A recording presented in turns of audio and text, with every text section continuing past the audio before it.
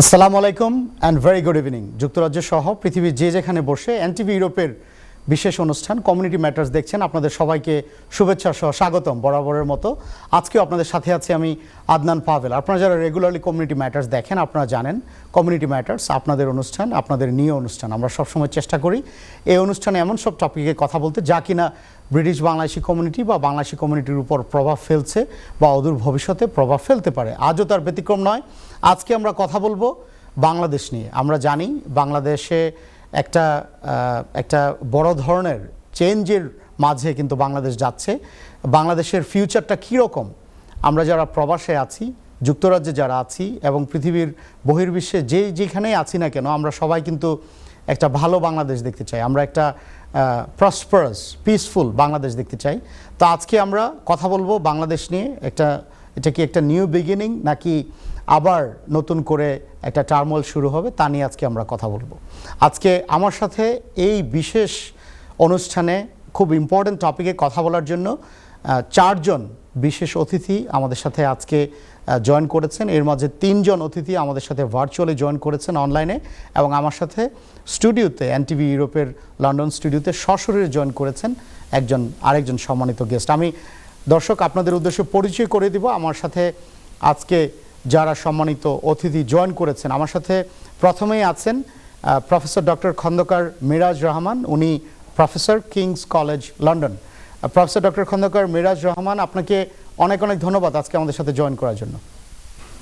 আপনাদেরকে ধন্যবাদ আমাকে আমন্ত্রণ জানানোর জন্য। ধন্যবাদ। আমাদের সাথে আরও জয়েন করেছেন বাংলাদেশ থেকে জনাব ববি হাজ্জাজ, উনি একাডেমিক এবং চেয়ারম্যান এনডিএম। জনাব ববি হাজ্জাজ, আপনাকে অনেক অনেক ধন্যবাদ আজকে আমাদের সাথে বাংলাদেশ থেকে জয়েন করার জন্য। জি, আপনাকে অনেক ধন্যবাদ। ধন্যবাদ। আমাদের সাথে কিছুক্ষণের মাঝেই জনাব সাইদ আবদুল্লাহ জয়েন করবে। সাইদ আবদুল্লাহ যখন জয়েন করবে আমি সাইদ আবদুল্লাহকে আপনাদের উদ্দেশ্যে পরিচয় করে দিব। আমার সাথে এনটিভি ইউরোপের লন্ডন স্টুডিওতে সশরীরে উপস্থিত আছেন জনাব সামি সানাউল্লাহ।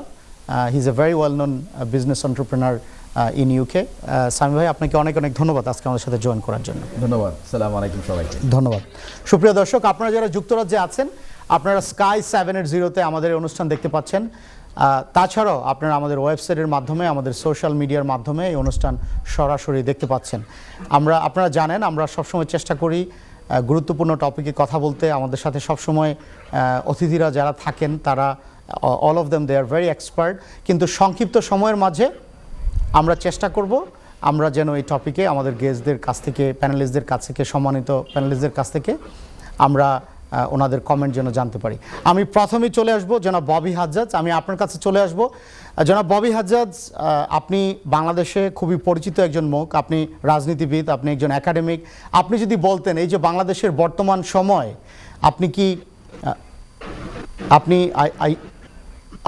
আর you optimistic about the future of Bangladesh? জনাব ববি হাজ্জাজ, আপনি কি শুনতে পাচ্ছেন আমাকে? শিওর। সুপ্রিয় দর্শক, আপনারা জানেন যে আমরা সবসময় চেষ্টা করি অনুষ্ঠানে জনাব ববি হাজ্জাজ, আপনাকে জিজ্ঞেস করছিলাম যে বাংলাদেশ নিয়ে আপনি কি অপটিমিস্টিক অর পেসিমিস্টিক? জি, আপনাকে অসংখ্য ধন্যবাদ ডক্টর আদনান পাভেল, এবং আমি অত্যন্ত দুঃখিত। আমার মনে হয় আপনি এর আগে জিজ্ঞেস করেছেন, তখন আমি কিছু যান্ত্রিক গোলযোগের জন্য আপনার কথা শুনতে পারিনি এবং জবাব দিতে পারিনি। তো প্রথমত আপনার প্রশ্নের উত্তর দিতে গেলে আমরা অত্যন্ত অপটিমিস্টিক, অত্যন্ত আশাবাদী, যার জন্য এই যে এখন বাংলাদেশের রাত 11টার বেশি বাজে, তবু আপনার সাথে কথা বলার জন্য বসে আছি। শিওর। তো আমরা অত্যন্ত অপটিমিস্টিক। একটা বড় কারণ হলো যে যেইভাবে একটা আন্দোলনের মাঝখান দিয়ে আমরা আমাদের এই যে নতুন বিজয় লাভ করেছি, দেখেন আমরা 15 বছরের ঊর্ধ্বে কিন্তু এই ফ্যাসিজমের বিরুদ্ধে আন্দোলন করছিলাম, 15 বছরের ঊর্ধ্বে, এবং এই আন্দোলনে আমরা অনেক ত্যাগ স্বীকার করেছি। মানে এখন যেমন অনেক কিছু উঠে আসছে, আজকেও আপনার বিডিআর হত্যাকাণ্ড, ওটা নিয়ে আজকে একটা বড় প্রেস কনফারেন্স হয়েছিল বাংলাদেশে দিনের বেলা, এবং সেখানে ওখানকার পরিবার, মানে বিডিআর হত্যাকাণ্ডে যে 57 ভ্যালিয়েন্ট অফিসার্স যাদের প্রাণহানি হয়, তাদের পরিবাররা আজকে অনেক নতুন তথ্য তুলে ধরেছেন, যেগুলো গত 15.5 বছর তারা তুলে ধরতে পারেনি। এবং এই তথ্যগুলোর অনেক কিছুই আমরা হয়তো আন্দাজ করছিলাম, অনুমান করছিলাম বা আশঙ্কা করছিলাম। এগুলোর সত্যতা এখনো পুরোপুরি প্রমাণ হয়ে যায়নি, বাট এখন যেভাবে বড় করে আওয়াজগুলো ওঠা শুরু হয়েছে, আমরা আশা রাখি যে এরপর থেকে এগুলোর সঠিক অনুসন্ধান হয়ে আমরা সঠিক তথ্যগুলো পাবো। সো এই যে হাসিনার সরকার, এবং আমি একটা জিনিস একবার পরিষ্কার করে নিই, কারণ অনেকে হয়তো মনে হতে পারে যে ববিয়া যাচ্ছে এভাবে করে হাসিনা কেন বলছে, শেখ হাসিনা, প্রধানমন্ত্রী হাসিনা, প্রাক্তন প্রধানমন্ত্রী হাসিনা, অনেক কিছু বলা যেত। আমি আসলে যে কোনো নেতা বা প্রাক্তন নেতাকে তাদের মূল্যায়ন, তাদের সম্মান দেয়া প্রয়োজন, কিন্তু হাসিনা আর যে কোনো অন্য নেতা এক জিনিস না। আপনি আজকে যদি জার্মানিতে যান, দ্বিতীয় বিশ্বযুদ্ধের 80 বছর পার হয়ে যাওয়ার পরও কেউ চ্যান্সেলর হিটলার বলে না, কিন্তু হিটলার তো হিটলার, যদি নাম নিতে হয় নিলেন, কিন্তু চ্যান্সেলর হিটলার না, ফিউরার হিটলার না, হিটলার তো হিটলার। তো শেখ হাসিনা গত 15.5 বছরে কি করেছে, এটা এখন প্রতিদিন নতুন করে পরিষ্কার হচ্ছে।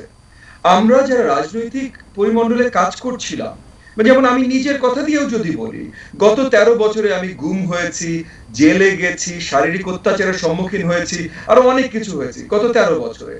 এবং আমি তো সামান্যতর, আপনি বিএনপি এবং জামাতে ইসলামের কোন নেতার সাথে যদি কথা বলেন, তারা আপনাকে আসলে বলবে যে এই ফ্যাসিস্ট হাসিনার আসল রূপটা কি ছিল। এই যে গত 2 মাস, অনেকগুলো গণহত্যায় হাসিনা সরকার করেছে, গত 2 মাসে যদি আমরা যাই, গত 2 মাসে আপনার একদম ব্ল্যাঙ্কেট আপনার মেশিন গান ফায়ার করেছে বাংলাদেশের জনগণের উপরে, ব্ল্যাঙ্কেট মেশিন গান ফায়ার। দুদিন আমি নিজে রাস্তায় থেকে দেখেছি, জুলাই 18 তারিখ এবং 19 তারিখ, বাড্ডা, রামপুরা, এই জায়গাগুলোতে যেখানে ওপেন আপনার মেশিন গান ফায়ার চলছে, লাশ পড়ছে, লোকজনের হাত পা উড়ে যাচ্ছে, যাদের হাত পায়ে লাগছে তাদের শুধু হাত পা উড়ে যাচ্ছে ভাই, তারা বেঁচে যাচ্ছে, যাদের হাত পা না লেগে বুক পিঠ মাথায় লাগছে তারা জীবন নিয়ে ফিরছে না। এগুলো আমাদের চোখের সামনে দেখা। এগুলোর আপনার কি মনে হয় ভবিষ্যতে এগুলো বাংলাদেশ থেকে বন্ধ হবে? এটা আপনার কি মনে হয়? না, এগুলো বন্ধ হয়ে গেছে। আমি এটাই আপনাকে বোঝাতে চেষ্টা করছি যে এই 15 বছরে আমরা এত আন্দোলনের পর, এত কিছুর পর, এবং এই যে খোলাসাটা হয়েছে গত 15 বছরে হাসিনা সরকার পড়েনি কেন জানেন? কারণ আমরা যারা অত্যাচারিত, আমরা যারা রাজনীতিতে ছিলাম, আমরা যারা সম্মুখ থেকে দেখেছি, আমাদের কথা জনগণকে পুরোপুরি ভাবে বিশ্বাস করাতে পারি। কিন্তু যখন এই যে বৈষম্য বিরোধী ছাত্র আন্দোলনে এই হাসিনা এবং হাসিনার সরকার যখন ওপেন জনগণকে আক্রমণ করা শুরু করলো, এর আগে রাজনীতিবিদদের এমন একটা জিনিস তৈরি করেছিল যে রাজনীতিবিদ জনগণ না। আপনি যদি বিএনপি করেন বা বিরোধী দল করেন, এটা করেন আপনি নাগরিকই না, আপনাকে মেরে ফেলার পুরো অধিকার আছে, এইটা তৈরি করে ফেলেছে। গত 2 মাসে যেটা হয়েছে যে জনগণ দেখেছে আসলে সবাই নাগরিক এবং সবার উপরেই হাসিনা এই আক্রমণটা করছে। সো তখন হাসিনার যে মুখোশটা, যে হাসিনা ভালো, মাদার অফ হিউম্যানিটি, যেগুলো আমরা প্রথম থেকে জানি, সেই মুখোশটা খোলাসা হয়ে গেছে। খোলাসা হয়ে গেছে বলেই বাংলাদেশে নতুন স্বাধীনতা এসেছে, এবং এইটা আসার পর এখন তরুণ সমাজ প্রশ্ন করতে শিখেছে। ওই যে পুরো যে জায়গাটা ফ্যাশনের জায়গায় ছিলাম, এই জায়গায় আর ইনশাআল্লাহ আমরা ফেরত যাব না বলেই আমি optimistic. Thank you very much জনাব ববি হাজ্জাজ, আপনাকে অনেক অনেক ধন্যবাদ। প্রফেসর ডক্টর খন্দকার মিরাজ রহমান, আমি যদি আপনার কাছে আসি, আপনি একজন সিনিয়র একাডেমিক, আপনি আপনার কাছে এই ইন্টারিম গভর্নমেন্টের কাছে কি এক্সপেকটেশন? আসলে আমাদের বাংলাদেশ একটি অপেক্ষিত নতুন দেশ, নবীন দেশ। আপনি যদিও আমাদের স্বাধীনতা 50 বছর হয়েছে, আমরা কিন্তু প্রকৃত সুশাসন পাইনি। ডেমোক্রেসি কখনোই প্রপার ডেমোক্রেসি ছিল না। আমাদের যে সাধারণ নাগরিকদের জন্য যে ধরেন রুল অফ ল, আইনের শাসন যেটাকে বলা হবে, যে ইন্ডিপেন্ডেন্ট জুডিশিয়ারি যেটাকে বলবেন আপনি, তারপরে যে রাষ্ট্রের যে ইনস্টিটিউশন গুলো আছে, যে প্রেস ফ্রিডম যেটাকে আপনি বলবেন, সেটি ছিল না। তো আমাদের এই ইলেকশন কমিশন, যে একটা ফ্রি অ্যান্ড ফেয়ার ইলেকশন হবে, এটি কিন্তু প্রকৃতপক্ষে ওই তত্ত্বাবধায়ক সরকার নিয়ে এসে কখনো একটা এক্সিস্টিং স্ট্রাকচারের মধ্যে কিছুটা চেষ্টা করা হয়েছে, কিন্তু তাও কিন্তু অনেক ক্ষেত্রেই প্রকৃত যে ফ্রি অ্যান্ড ফেয়ার ইলেকশন সবাই যে ভোটাধিকার প্রয়োগ করতে পারবে, সেই কালচারটা তৈরি হয়। তো আমি চাইবো যে অন্তর্বর্তীকালীন সরকারের যারা আছেন তারা বাংলাদেশের এই ইনস্টিটিউশন গুলোকে স্ট্রেংথেন করার চেষ্টা করবেন, যাতে জুডিশিয়ারিটাতে যে ইন্ডিপেন্ডেন্ট হয়। কারণ একজন নাগরিক যাতে যদি তার প্রতি অত্যাচার করা হয়, সে যেন বিচার বিভাগের কাছে তার প্রতিকার চাইতে পারে। সে যেন পুলিশের কাছে যেতে পারে, সেখানে তার রাজনৈতিক পরিচয় কি সেটি যেন আগে বিবেচনা না করা হয়, সে যে বাংলাদেশের একজন নাগরিক সেই ব্যাপারটাকে যেন সবার আগে দেখা হয়। এর পরবর্তীতে আপনি যখন ইলেকশন কমিশন, আমাদের সবসময় ইলেকশন করতে হবে, একটা নির্দিষ্ট যদি ডেমোক্রেসি হতে হয় তাহলে প্রতি সংসদের মেয়াদ আমাদের 5 বছর পর পর ইলেকশন হতে হবে। সেই ক্ষেত্রে ইলেকশন কমিশনকে কিভাবে স্ট্রেংথেন করা যায় যাতে আপনার পরবর্তীতে যে দলীয় সরকার যখন আসবে তারা যখন তাকে যেন ব্যবহার করতে না পারে সেই ব্যবস্থাগুলো তৈরি করতে হবে। সো আমি চাইবো যে অন্তর্বর্তীকালীন সরকার, তাদের জন্য কিন্তু খুব ডিফিকাল্ট একটি সরকার এটি, কারণ আপনি এই সরকার কিন্তু একটা বিপ্লবের মাধ্যমে প্রতিষ্ঠা হয়েছে, কিন্তু এই বিপ্লবের কিন্তু কোনো বিপ্লবী বাহিনী নাই যে তারা এটাকে এনশিওর করবে। এই বিপ্লবের মাধ্যমে হলেও তাদেরকে কাজ করতে হচ্ছে এক্সিস্টিং স্ট্রাকচারের মধ্যে, যেখানে আমাদের বিচার বিভাগ সম্পূর্ণ দলীয়, আমাদের পুলিশ সম্পূর্ণ দলীয়, আমাদের election commission is almost non-existent in terms of their independence, কিন্তু এর ভিতরে তাদেরকে কাজ করে সিভিল সোসাইটিকে নিয়ে, সিভিল সার্ভিসকে নিয়ে এই যে ইনস্টিটিউশন গুলোকে তৈরি করা যাবে।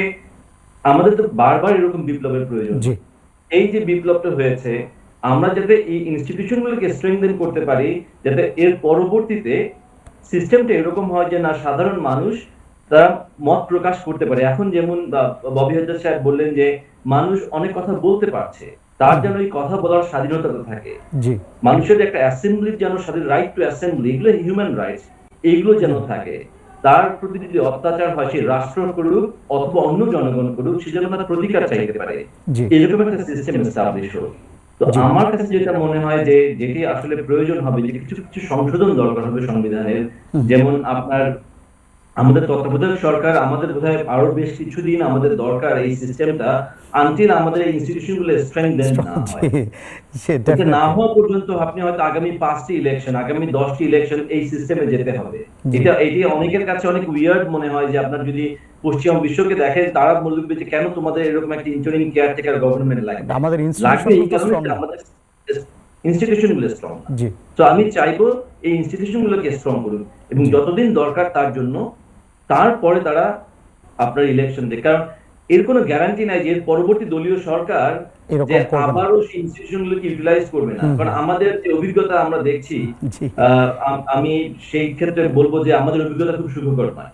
জি, প্রফেসর ডক্টর খন্দকার মিরাজ রহমান, আপনাকে অনেক অনেক ধন্যবাদ। আপনার আশা যে আমাদের ইনস্টিটিউশনগুলো যেন স্ট্রং হয়, যে মিস্টেকগুলো আগে হয়েছে এগুলো যেন আমরা নেয়ার ফিউচার না দেখি, এবং আপনার ডেমোক্রেসির তো সবচেয়ে বড় টেস্ট হচ্ছে পাওয়ার ট্রান্সফারে, সেটা যেন স্মুথ হয় নেয়ার ফিউচার। আমাদের গভর্নমেন্ট ইনস্টিটিউশনগুলো যেন দলীয়করণ না হয় এবং এটা যেন পাওয়ারটাকে যেন অ্যাবিউজ করা না হয় কোনো ব্যক্তির স্বার্থে, সেটাই আপনার কামনা। আপনাকে অনেক অনেক ধন্যবাদ। জনাব সামি সানাউল্লাহ, আমি যদি আপনার কাছে আসি, আপনার কি প্রত্যাশা? আপনি যুক্তরাজ্যে একজন ব্যবসায়ী, আপনি অনেক আমাদের সিভিল সোসাইটির অনেক ইম্পর্টেন্ট অর্গানাইজেশনের সাথে সম্পৃক্ত আছেন, আপনার কি এক্সপেকটেশন ইন্টারিম গভর্নমেন্টের কাছে?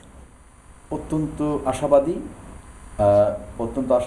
আমাদের পরিস্থিতিটা হচ্ছে অনেকটা যে একটি গাড়ি অ্যাক্সিডেন্টে পুরোপুরি চুরমার হয়ে গেলে যে ইঞ্জিনটা ভালো রয়েছে কিন্তু খোলসটা ফেলে দিতে হবে।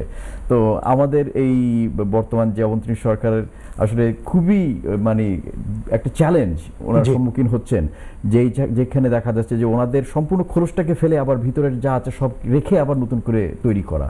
সো আমি খুবই আশাবাদী যে আমাদের এখন যেই পথে চলছি আমরা, এটাকে আমরা যদি মেনটেন করতে পারি, আমাদের আগের বক্তারা যা বলেছেন যে ইম্পার্শিয়ালিটি খুবই অত্যন্ত প্রয়োজন, গুরুত্বপূর্ণ, যে জুডিশিয়ারি সিস্টেম, যে law enforcing agents, armed forces, সবাই যাতে নিরপেক্ষভাবে ওনাদের কাজটা করতে পারেন উইদাউট ইন্টারফিয়ারেন্স ফ্রম দি পলিটিশিয়ানসরা ভূমিকা ওনারা পালন করবেন, এবং যারা আছেন জুডিশিয়ারিজ, ল এনফোর্সিং, ওনারা সিভিল সার্ভেন্টস ইনক্লুডেড, এবং এটা খুবই প্রয়োজনীয়। এটাকে যদি আমরা রক্ষা করতে পারি তাহলে আমি খুবই আশাবাদী যে ইনশাআল্লাহ আমাদের সামনের দিকে অবশ্য অনেক সংস্করণের দরকার আছে, অনেক আরও রিফর্ম করার দরকার, যাতে সেইভাবে আমাদের ইন ফিউচার কোনো পলিটিক্যাল পার্টি আবার আমাদেরকে সেইভাবে জিম্মি ধরে আবার সেইভাবে না। প্রফেসর মিরাজ সাহেব যেটা বলছিল যে জনাব ববি হাজ্জাজ, ওনার আগের দুইজন বক্তাই কিন্তু সেম ব্যাপারে আপনার গুরুত্ব দিয়েছে যে আমরা বারে বারে যেন এই ভুলগুলো না হয়। হ্যাঁ, ফান্ডামেন্টাল যে ব্যাপারগুলো আছে সিভিল সোসাইটির, সেই ব্যাপারগুলো যেন আমরা এনশিওর করতে পারি, তাই না? আপনার ফ্রিডম অফ অ্যাসেম্বলি, আপনার পলিটিক্স করার যে স্বাধীনতা, আপনার মত প্রকাশের যে স্বাধীনতা, সেগুলো ইম্পর্টেন্ট। জনাব সাইদ আব্দুল্লাহ, আপনি কি আমাকে শুনতে পাচ্ছেন? জি, শুনতে পাচ্ছি ক্লিয়ারলি। জনাব সাইদা আব্দুল্লাহ, আমরা জানি যে আপনি একজন স্টুডেন্ট লিডার এবং সোশ্যাল মিডিয়া ইনফ্লুয়েন্সার। এই বাংলাদেশে যা ঘটে গেল, বাংলাদেশের যে বিপ্লব, স্টুডেন্টদের যে বিপ্লব, যেটা কিনা পরে সাধারণ জনগণের বিপ্লবে রূপান্তর হয়েছে, তার পিছনে আপনার একটা বড় ধরনের কন্ট্রিবিউশন ছিল। আপনি ফ্রন্টলাইন থেকে এটার নেতৃত্ব যারা দিয়েছে এর মাঝে আপনি একজন। আপনি যদি বলতেন, এই যে ইন্টারিম গভর্নমেন্ট হয়েছে বাংলাদেশে, আপনি একজন তরুণ নেতা হিসেবে, একজন বাংলাদেশের নাগরিক হিসেবে আপনার কি প্রত্যাশা এই ইন্টারিম গভর্নমেন্টের কাছে? আচ্ছা, আমি যদি প্রথমেই বলি, ইন্টারিম গভর্নমেন্টের প্রধান এবং সম্ভবত যেটা অন্যতম একটা দায়িত্ব, মানে অন্যতমর ভেতরেও একেবারে প্রধান যেটা দায়িত্ব, সেটা হলো পাওয়ার ট্রান্সফার করা ইলেক্টেড মেম্বারদের কাছে। তো এইটা করার আগে একটা হিউজ কিন্তু চ্যালেঞ্জ আছে। চ্যালেঞ্জটা হলো বিগত 3টা টার্ম ইলেকশন শেখ হাসিনা সরকার যেভাবে করেছে, তাতে করে বাংলাদেশের কোনো প্রাতিষ্ঠানিক কোনো রূপ নাই। আপনি একটা ইলেকশন কন্ডাক্ট করার জন্য যে ধরনের প্রতিষ্ঠানের দরকার হয়, ইলেকশন কমিশন, এইটা nothing but a joke. Election কমিশনের পাশাপাশি আপনি বিচার বিভাগের দিকে তাকান, আইন শৃঙ্খলা রক্ষাকারী বাহিনীর দিকে তাকান, একটা ডিপার্টমেন্টও ছিল না যে জায়গায় কোনো প্রাতিষ্ঠানিক চর্চাটা ছিল। প্রত্যেকটা জায়গা হয়ে গিয়েছিল আওয়ামী কুশাসনের একটা টুল। সো এই জায়গাটা যদি ঠিক না করা যায়, তাইলে কিন্তু ওই যে প্রধান কাজ, যেটা একটা free and fair election hold করা, সেই কাজটা কোনো মতেই সম্ভব না। এখন এই কাজটা করার জন্য তাহলে ইন্টারিম গভর্নমেন্টের কি করা দরকার? ইনস্টিটিউশন যেগুলা, ববি হাজ্জাজ ভাই যেটা বলছিলেন, মিরাজ রহমান ভাই যেটা বলছিলেন, যে ইনস্টিটিউশনগুলো শক্তিশালী করা যায় কিভাবে। তবে এই জায়গায় কিন্তু একটা সীমাবদ্ধতা আছে, যে ব্যাপারে আসলে অনেকে আলোকপাত করেন। আমাদের দেশের ভেতরে অনেকে কথা বলছিলাম, আমি খেয়াল করছিলাম, যখন একটা ইন্টারিম গভর্নমেন্ট ক্ষমতাটা নিয়েছে, আপনার বুঝতে হবে এই ইন্টারিম গভর্নমেন্টের কিন্তু অনেক সীমাবদ্ধতা আছে। ইচ্ছা করলেই সে সংবিধানে হাত দিতে পারে না, ইচ্ছা করলেই সে অনেক আইন যেভাবে একটা ইলেক্টেড গভর্নমেন্ট যেভাবে করতে পারে, তারা সেটা করতে পারে না। সো এই কাজগুলো করার জন্য রাজনৈতিক ঐক্যমতের কিন্তু অনেক বেশি দরকার। আমরা যারা স্টুডেন্ট থেকে যারা আন্দোলন করার চেষ্টা করেছি, বা স্টুডেন্ট লাইফ শেষ করার পরে যারা আন্দোলনে একীভূত হয়েছিল, তাদের অনেকের ভেতরেই একটা বদ্ধমূল ধারণা আছে যে students can do everything, but the ground reality is students can't do everything. এই যে সীমাবদ্ধতার যে জায়গাটা আছে, এইটাও কিন্তু বোঝা উচিত। যে স্টুডেন্টরা যদি মনে করে যে আমরাই সব চেঞ্জ করে ফেলতে পারবো, এভাবে কিন্তু হয় না। সো এই জায়গাটা চেঞ্জ করার জন্য একই সাথে রাজনৈতিক দল যারা আছে, তাদেরও ঐক্যমতের ভিত্তিতে একটা সমন্বয় করার দরকার আছে। যে কাজটা কিন্তু বাংলাদেশে ইতিপূর্বে ঘটেছে, আপনারা জানেন যে এরশাদ সরকার পতনের পরে যে মুহূর্তে দেশে রাজনৈতিক ঐক্যমত না হলে কিন্তু ওই শাহাবুদ্দিন সাহেবকে নিয়ে এসে কিন্তু আপনারা ইন্টারিম গভর্নমেন্টে বসাইতে পারতেন না, বা এই জাতীয় একটা গভর্নমেন্ট কিন্তু হতেও পারতো না, একটা ইলেকট্রাল পলিসি যেটা, সেটাও কিন্তু রান করতে পারতো না। এবং একই সাথে মিরাজ রহমান ভাই একটা চমৎকার কথা বলেছে, যে বাংলাদেশের বাস্তবতা যেটা, যে এই জায়গায় তত্ত্বাবধায়ক সরকার আরো থাকার দরকার আছে কয়েকটা টার্ম। ইন্টারেস্টিং ব্যাপারটা হলো, আমি যেহেতু লয়ার স্টুডেন্ট, সো আমি জাস্ট একটা পয়েন্ট দিয়ে আমি শেষ করছি, যে আমাদের 15তম সংশোধনীতে যখন তত্ত্বাবধায়ক সরকার বাতিল করে দেওয়া হলো, সেই রায়টার যখন প্রথম রায়টা প্রকাশিত হয়েছিল, তখন জনাব সাইদ আব্দুল্লাহ, অনেক অনেক অনেক ধন্যবাদ। কমিউনিটি ম্যাটার্সে আমরা আজকে কথা বলছি বাংলাদেশের বর্তমান সিচুয়েশন এবং ভবিষ্যৎ নিয়ে। জনাব সাইদ আব্দুল্লাহ, আমরা বিরতিতে যাওয়ার আগে আপনি বলছিলেন যে বাংলাদেশের তত্ত্বাবধায়ক সরকার যে বাতিল করা হলো, যেই আপনার রিফর্মের মাধ্যমে, আপনি তা নিয়ে কথা বলছিলেন। আপনি যদি আপনার সেই পয়েন্টটা শেষ করতেন। জনাব সাইদ আব্দুল্লাহ, তত্ত্বাবধায়ক সরকার যে মুহূর্তে 15 অ্যামেন্ডমেন্টের মাধ্যমে বাতিল করা হয়, ওইটা কিন্তু প্রাথমিক যে জাজমেন্টের যে প্যাটার্ন যেটা ছিল, সেই জায়গায় কিন্তু আরো পরবর্তী 2টা টার্ম সেই তত্ত্বাবধায়ক সরকার রাখার কথা সাজেশনে ছিল। কিন্তু পরবর্তীতে যে কমিটিটা আছে, তারা যখন প্রাইম মিনিস্টারের সাথে গিয়ে দেখা করে, এবং আচমকা সবকিছু বদলে যায়। সো এই জাতীয় মানে জুডিশিয়ারি এক্সিকিউটিভের দ্বারা যখন হ্যাভিলি ডিপেন্ডেন্ট হয়ে গেল, এবং সেই ধরনের বর্ণনা কিন্তু বদিউল আলম মজুমদার সাহেব একটা বিস্তারিত বই লিখেছেন। সো ওই বইটা পড়লে সবাই কিন্তু সেই তথ্যটা পেতে পারে। সো বাংলাদেশের এই যে মিরাজ রহমান ভাই যেটা বললেন যে আরো কয়েকটা টার্ম রাখা উচিত কিনা, আমি বলবো অবশ্যই রাখা উচিত পলিটিক্যাল কালচার চেঞ্জ করার জন্য। এবং এই ইন্টারিম গভর্নমেন্টের সামনে সবচেয়ে যেটা বড় চ্যালেঞ্জ, দেশের যদি গণতন্ত্রের হুইলটা যদি চলমান রাখতে হয় এবং ফার্দার যাতে প্রবলেম না হয়, দেশের ইনস্টিটিউশন গুলাকে কিভাবে সংস্কার করা যায়, সেই ব্যাপারটা ফোকাস করা এখন সবচেয়ে বেশি জরুরি। ধন্যবাদ, অনেক অনেক অনেক ধন্যবাদ জনাব সাইদ আব্দুল্লাহ। জনাব ববি হাজ্জাজ, আমি যদি আপনার কাছে ফেরত আসি, এই ইন্টারিম আপনি বলছিলেন বাংলাদেশ নিয়ে আপনি অনেক অপটিমিস্টিক। এই বর্তমান ইন্টারিম গভর্নমেন্টের কাছে আপনার কি অ্যাজ এ পলিটিশিয়ান আপনার কি আশা থাকবে, আপনার কি এক্সপেকটেশন থাকবে অ্যাজ এ পলিটিশিয়ান? জি, আমি আপনার ছোট্ট একটু ইস্যু করি, আমি পলিটিশিয়ান না বলে নাগরিক হিসেবে বলি, জি, কারণ আমরা সর্ট অফ আন্দোলন academic. G G G, but আমি আমরা আমাদের অনেক পরিচয় থাকতে পারে, বাট বাংলাদেশের নাগরিক হিসেবে বলি। বাংলাদেশের নাগরিক হিসেবে আমরা যে আন্দোলনের মাধ্যমে হাসিনা সরকারের পতন ঘটালাম এবং যেটার মাধ্যমে এই ইন্টারিম সরকারটাকে আমরাই দাওয়াত দিয়ে আনলাম, এবং মানে আমি বলছি আমরা নাগরিকরা আমরা দাওয়াত দিয়ে আনলাম, এটাতে আমাদের আশা হলো তারা সুন্দর একটা ফ্রি অ্যান্ড ফেয়ার নির্বাচন জনগণকে উপহার দেবেন। এই ফ্রি অ্যান্ড ফেয়ার নির্বাচনটা তারা কিভাবে দেবেন, তাদের কি কি তারা মনে করেন কি কি সংস্কার প্রয়োজন, কি কি রিফর্মস প্রয়োজন, সেগুলো আমাদেরকে অতি শীঘ্রই জানাতে চেষ্টা করবেন। এগেন খুব আনন্যাচুরাল একটা সিচুয়েশনের মাধ্যমে ইন্টারিম সরকারটা এসছে, সো অবভিয়াসলি যে কোনো প্রশ্নের উত্তর তারা খুব তাড়াতাড়ি দিতে পারবে বলে আমরা আসলে সর্ট অফ রাইট মনে করি না। তো আমরা তাদেরকে সময় দিচ্ছি, ওনারা 1 মাস সময় নিক, সেপ্টেম্বর মাসে যে আমরা ওনাদেরকে আরো ভালোভাবে শক্তভাবে জিজ্ঞেস করবো যে ওনারা কি কি রিফর্ম দিতে চাচ্ছেন, কিভাবে সেই রিফর্ম গুলো দিবেন, কারণ এখানে আমাদেরও সহযোগিতা করার অনেক জায়গা আছে। এখন যদি আমরা রাজনীতিবিদ হিসেবে আসি, আমাদের সহযোগিতা করার অনেক জায়গা আছে। ইন্টারিম সরকারে যারা আছেন ওনারা অত্যন্ত জ্ঞানী গুণী ব্যক্তি, কিন্তু ওনারা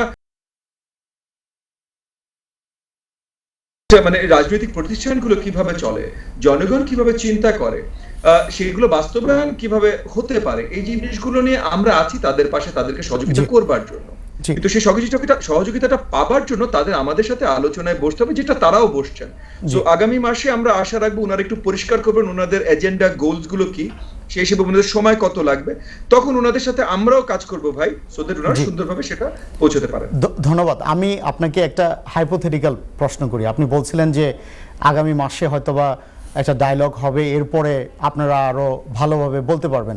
জনাব সাইদ আব্দুল্লাহ কিন্তু বলছিল যে যদিও এই বিপ্লবটা হয়েছে ছাত্রদের মাধ্যমে, তরুণদের মাধ্যমে, তারা শুরু করেছিল, পরে আপনার জনগণ সবাই তাদের সাথে সম্পৃক্ত হয়েছে, বাট বলছিল দেশ কিন্তু চালাতে হবে রাজনীতিবিদদের, এবং ইন্টারিম গভর্নমেন্টের দায়িত্ব হবে যে যখন ওনারা মনে করে সুইটেবল একটা ইলেকশন দিয়ে যেন এই পাওয়ারটা ট্রান্সফার করা হয় রাজনৈতিক দলের কাছে, ওনারা যেন দেশ চালায়। এই সময়টা কতটুকু, এই ইন্টারিম গভর্নমেন্ট কত সময় থাকা উচিত? এগেন ওয়ান্স এগেন একটা হাইপোথেটিক্যাল প্রশ্ন করলাম আপনাকে। আমি আপনাকে বলবো যে যতটা সময় প্রয়োজন একটা ফ্রি অ্যান্ড ফেয়ার নির্বাচন দিতে পারার, এবং এখানে অবভিয়াসলি কিছু নির্বাচন কমিশন, আইন শৃঙ্খলা বাহিনী, জুডিশিয়ারি, কিছু জায়গা আছে যেই জায়গাগুলোতে সংস্কারের কিছু প্রয়োজন আছে। তবে যেই লেভেলের সংস্কার আমরা বলতে পারি যে ওনারা কোনো পিপলস ম্যান্ডেট ছাড়া নিয়ে বসার পর যতখানি ওনাদের আয়ত্তে আনতে পারেন, হাইপোথেটিক্যাল কথাই বলছি, এবং তার জন্য যতখানি দরকার এগুলো হয়তো আমি একটা রাউন্ড অ্যাবাউট, আমি যদি তাদের জায়গায় হতাম, এগেন আমি তাদের জায়গায় না, তাদের কাজগুলো করছি না, এবং তারাও পরিষ্কার করেননি কোন কোন জায়গায় তারা অবস্টাকলস ফেস করছেন। সো ওইগুলো ক্লিয়ার এবং পুরোপুরি জ্ঞান ছাড়া যদি আমি বলি, আমি হয়তো we looking at 6 months maybe, মানে একটা কেয়ারটেকার সরকার যেমন 3 মাসে ছিল, তাদের আরেকটু বেশি সময় বাড়িয়ে দিতে নিশ্চয়ই হবে এই কাজগুলো করবার জন্য। সো আমি টেন্টেটিভ চিন্তা করছি 6 মান্থস, বাট এটা আবার আমি পরিষ্কার করে নিচ্ছি যে তারা কি অবস্টাকলস ফেস করছে সেগুলোর চুলচেরা বিশ্লেষণ বা পুরো টি টোটাল জ্ঞান ছাড়া আমি এই কথাটা বলছি, সেই জ্ঞান নিয়ে হয়তো আমার ধারণাটা বদলাতে পারে। Thank you very much, thank you. Once again আমি বলছিলাম এটা হাইপোথেটিক্যাল প্রশ্ন, এবং আপনিও বলছিলেন যে এখানে অনেক ভ্যারিয়েবল আছে যেটা সময় আমাদেরকে বলে দিবে সিচুয়েশনটা কোন দিকে যায়। জনাব ববি হাজাজ, আপনাকে অনেক ধন্যবাদ। প্রফেসর ডক্টর খন্দকার মিরাজ রহমান, আমি যদি আপনার কাছে ফেরত আসি, আপনি একজন সিনিয়র একাডেমিক, ওয়ার্ল্ডের one of the most prestigious ইনস্টিটিউশনের একজন সিনিয়র একাডেমিক, আপনার কাছে যদি আসি একজন একাডেমিক হিসেবে, আপনি বলছিলেন বাংলাদেশে কি রিফর্ম চান, আপনি একজন প্রবাসে একজন বাংলাদেশি হিসেবে আপনি বলছিলেন, আপনি যদি বলেন একজন একাডেমিক হিসেবে বাংলাদেশের শিক্ষা ব্যবস্থায় কি ধরনের গুণগত পরিবর্তন দেখতে চান, যেন আমরা 21st সেঞ্চুরিতে যেখানে আমরা আছি সেখানে আমাদের যারা কম্পিটিটর আছে তাদের সাথে আমরা কম্পিটিশন দিতে পারবো, আমাদের শিক্ষা ব্যবস্থার কি ধরনের রিফর্ম আপনি দেখতে চান? এটি আসলে খুব ডিফিকাল্ট একটা কোশ্চেন, কারণ হচ্ছে আমাদের শিক্ষা ব্যবস্থা আসলে অনেক ভাবে বিভক্ত হয়ে গিয়েছে। তো আমি যদি ধরেন দুইটা ক্ষেত্রে বলি, একটি হচ্ছে ধরেন বিশ্ববিদ্যালয়ে উচ্চশিক্ষার আগ পর্যন্ত যেটি আমাদের ধরেন প্রাথমিক এবং মাধ্যমিক এবং উচ্চ মাধ্যমিক যে শিক্ষা ব্যবস্থা যেটা আছে, এই কারিকুলাম গুলোকে আমাদের একটু মডার্নাইজেশন করা প্রয়োজন। কারণ আমাদের যেটা হয়েছে যে আমরা অনেক সময়, যদিও আমি বলবো যে আমাদের এই শিক্ষার্থীরা আমাদেরকে অনেকভাবে এবার ভুল প্রমাণিত করেছে, কিন্তু আমরা বলবো যে এই আন্দোলনের মাধ্যমে, এই বিপ্লবের মাধ্যমে কিন্তু আমরা অনেক সময়, আমি এই কারিকুলামে আমার যে এক্সপোজার হয়েছে বাংলাদেশের কারিকুলামে, আমরা শিক্ষার্থীদেরকে চিন্তা করতে শেখাচ্ছি না। আমরা শিক্ষার্থীদেরকে পরীক্ষা পাশের একটি সিস্টেমের মাধ্যমে আমরা তাদেরকে পড়াশোনা করাচ্ছি, সেটি প্রাথমিক ইসেও, আপনার প্রাথমিক শিক্ষা ব্যবস্থাতেও এবং মাধ্যমিক এবং উচ্চ মাধ্যমিকে। তার একটা বড় কারণ হচ্ছে কি যে এই শিক্ষা ব্যবস্থাটা আসলে ছাত্র কেন্দ্রিক না। আপনি যদি দেখেন যে পশ্চিমা দেশগুলোতে এই যে শিক্ষকদের যে প্রশিক্ষণ হয়, তার মাধ্যমে সম্পূর্ণ শিক্ষা ব্যবস্থাটা হচ্ছে ছাত্র কেন্দ্রিক। তাদেরকে পরবর্তী প্রত্যেকটা স্টেজের জন্য আপনার তৈরি করা হয়। প্রাথমিক থেকে তারা যখন সেকেন্ডারিতে আসছে, তারা সেইটার জন্য প্রস্তুত হয়ে আসছে। তাদের সেই ability, creative writing, independent thinking, আপনার অন্যান্য যে সাবজেক্ট গুলো আছে সেগুলো নিয়ে কাজ করা, সেই ব্যাপারে তাদেরকে তৈরি করছে। আমরা কিন্তু সেটা তৈরি করছি না। আমাদের শিক্ষা ব্যবস্থা অনেক কন্টেন্ট তৈরি, আমরা অনেক কিছু শেখাতে চাই, কিন্তু আমরা তাদেরকে কখনো মাস্টারি করি না। আমাদের কেউই কিন্তু দেখা যাচ্ছে যে আমরা এত বেশি কন্টেন্ট শেখাচ্ছি যে আপনি দেখবেন যে আমাদের ছোট বাচ্চারা যে ব্যাগ নিচ্ছে, সেই ব্যাগে নুয়ে পড়ছে, এত পরিমাণে কন্টেন্ট নিয়ে তারা স্কুলে যাচ্ছে। এখানে আমি দেখছি যে আমাদের এখানে ইউকেতে প্রাথমিক বিদ্যালয়ে, সেকেন্ডারি স্কুলে বাচ্চারা যাচ্ছে, তাদের কিন্তু ব্যাগ ভর্তি বই নেই। তাদের শিক্ষাটা কিন্তু স্কুল কেন্দ্রিক, যেটা আমাদের না। আর হায়ার এডুকেশনের ক্ষেত্রে আমি যেটা বলবো, যেখানে আমি ধরেন এখানে কিংস কলেজ লন্ডনে আছে, আমি হায়ার এডুকেশন সিস্টেমটাকে অনেক ভালোভাবে দেখছি। কারণ আমি কিন্তু বাংলাদেশি ছেলে, আমি ঢাকা ইউনিভার্সিটি থেকে পাস করেছি, তারপরে আমি এখানে এসেছি। সো আমার এক্সপোজার হয়েছে বাংলাদেশের ওই সিস্টেমটাতে। তো এখানে যখন আমি দেখছি হায়ার এডুকেশন সিস্টেমটা, এটার একটা ফান্ডামেন্টাল রিফর্ম দরকার আমাদের দেশে। কারণ আমাদের দেশে কোনো অ্যাকাউন্টেবিলিটি নেই।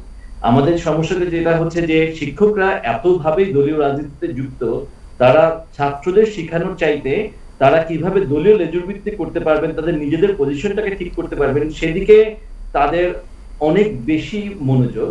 এবং এর সাথে আরেকটি মনোযোগ আছে যে যেহেতু যদিও পরিস্থিতি কিছুটা চেঞ্জ হয়েছে, যে শিক্ষকরা খুব ভালো পেইড হন না, তখন দেখা যাচ্ছে যে তাদেরকে বিভিন্নভাবে ব্যবহার করাটা অনেক সহজ। কারণ কেউ যদি ইকোনমিক্যালি আনসার্টেইন থাকে, তাকে আপনি একটা হাউস টিউটর দিবেন, তাকে আপনি একটা প্রক্টরশিপ দিবেন, তাকে আপনি একটা বাসার ব্যবস্থা করবেন, এইগুলোর জন্য আপনি তাকে দিয়ে অনেক কাজ করতে পারবেন। তো আমার কাছে যেটা মনে হয় যে শিক্ষা ব্যবস্থায় অ্যাকাউন্টেবিলিটি দরকার। আপনি দেখবেন যে ইউকেতে একটা ন্যাশনাল স্টুডেন্ট সার্ভে আছে, যে স্টুডেন্টরা কিন্তু তার শিক্ষা ব্যবস্থায় প্রত্যেকটা সাবজেক্টে তারা কতটুকু সন্তুষ্ট, কোথায় তাদের দুর্বলতা আছে, কোন ইনস্টিটিউশনে, সে ব্যাপারে তারা মতামত দিতে পারছে। আমাদের বাংলাদেশে কিন্তু শিক্ষার্থীদের মতামত দেওয়ার কোনো সুযোগ নেই। এরকম যদি একটা ব্যবস্থা তৈরি করা যেত, যেখানে শিক্ষকরা কোনো রাজনীতির সাথে যুক্ত হবে না, ছাত্ররা রাজনীতি করবে না, কিন্তু ছাত্ররা ছাত্র সংসদে তাদের প্রতিনিধিত্ব করবে, যাতে শিক্ষকরা শিক্ষকদের প্রতিনিধিত্ব করবে, ছাত্ররা তাদের দাবি দাওয়া যেগুলো আছে ইনস্টিটিউশনের কাছে সেইভাবে কাজ করবে। এই ফান্ডামেন্টাল রিফর্ম ছাড়া আমাদের যদি কারেন্ট স্ট্রাকচার মেইনটেইন করা হয়, যেখানে আপনার দলীয় লেজুরিটির শিক্ষক রাজনীতি এবং ছাত্র রাজনীতি, তাহলে কিন্তু আমাদের পরিবর্তনটা টেকসই হবে না। ধন্যবাদ, অনেক ধন্যবাদ জনাব প্রফেসর খন্দকার মিরাজ রহমান, আপনাকে অনেক অনেক ধন্যবাদ। জনাব সামি সানিউল্লাহ, আপনার কাছে যদি ফেরত আসি, আপনার প্রবাসীরা কিভাবে হেল্প করতে পারে, খুব সংক্ষেপে বাংলাদেশের ডেভেলপমেন্টে কিভাবে হেল্প করতে পারে? আমরা জানি যে প্রবাসীরা করছে, বাট আপনি আপনার প্রেক্ষাপট থেকে যদি বলেন, আপনার কি রেকমেন্ডেশন? আমি বলছি যে আমাদের প্রবাসীরা যে এই বেশ কয়েক বছর যাবত অনেক ইনভেস্টমেন্টটাকে রিটার্ন করে নিয়ে আসছে। সো এইটাকে আমার মনে করি যে এখন they should look at it positively, যে সামনের দিকে আমাদের অনেক সম্ভাবনা আছে এবং দেশের সাথে আরও সংযোগটা শক্ত করা, মজবুত করা। এবং আমি মনে করি যে আমাদের যে ফিউচার জেনারেশন যারা আছেন, যে younger generation, third fourth generation যারা ব্রিটিশ বাংলাদেশিরা আছেন, ওনাদেরকে আরও বাংলাদেশের প্রতি আরও আগ্রহী করা, যাতে ওনারা শিখতে পারেন যে কিভাবে বাংলাদেশকে কন্ট্রিবিউট করতে পারবেন এবং দেশটাকে নতুনভাবে ছাত্র সমাজের সাথে গড়ে তুলতে পারবেন। অনেক অনেক অনেক ধন্যবাদ জনাব সাইদ আব্দুল্লাহ। আমি যদি আপনার কাছে আসি, আপনি যদি বলতেন যে, আপনি বলছিলেন যে রাজনীতিবিদরাই দেশ চালাবে, এই যে আমরা দেখতে পাচ্ছি বাংলাদেশে যে বর্তমানে যেই আগেও দেখেছি এখনও দেখছি যে সবাইকে এক করাটা কিন্তু ডিফিকাল্ট। এক একজনের পলিটিক্যাল ফিলসফি এক এক রকম। সবাইকে এক করে কিভাবে দেশের সবাইকে এক করে কিভাবে আমরা সামনে এগোতে পারি, একজন তরুণ রাজনীতিবিদ হিসাবে আপনার কমেন্ট কি? সবাইকে এক করার উপায়টা হলো সবার সাথে কথা বলা। যেমন ববি হাজ্জাজ ভাই বলছিলেন যে তাদের সামনের মাসেই তারা আবার একসাথে একটু বসবেন। সো এই জায়গাতে সবাই কিন্তু নিষ্পেষিত হয়েছে। মানে শেখ হাসিনা সরকারের দুইটা বড় অবদান যদি আমি বাংলাদেশে বলি, যে উনি যাওয়ার আগে যত এমপি মিনিস্টার যত চোর বাটপার যারা ছিল তাদের সবাইকে দেশে রেখে গেছে। মানে উনি যে হঠাৎ করেই পালিয়ে যাবে এটা আগে থেকে সিগন্যাল না দেওয়ায় তারা কিন্তু দেশের ভেতরে আছে। মানে তাদেরকে বিচারের আওতায় আনা এবং তাদের সম্পদ গুলাকে আবার দেশের কাজে ইউজ করার জায়গা আছে। এবং দুইটা যেটা বড় আর একটা অবদান, সেই বড় অবদানটা হলো প্রত্যেকটা রাজনৈতিক দল তার দ্বারা, যারা গণতন্ত্রপন্থী ছিল তার দ্বারা নিষ্পেষণের শিকার হয়েছে।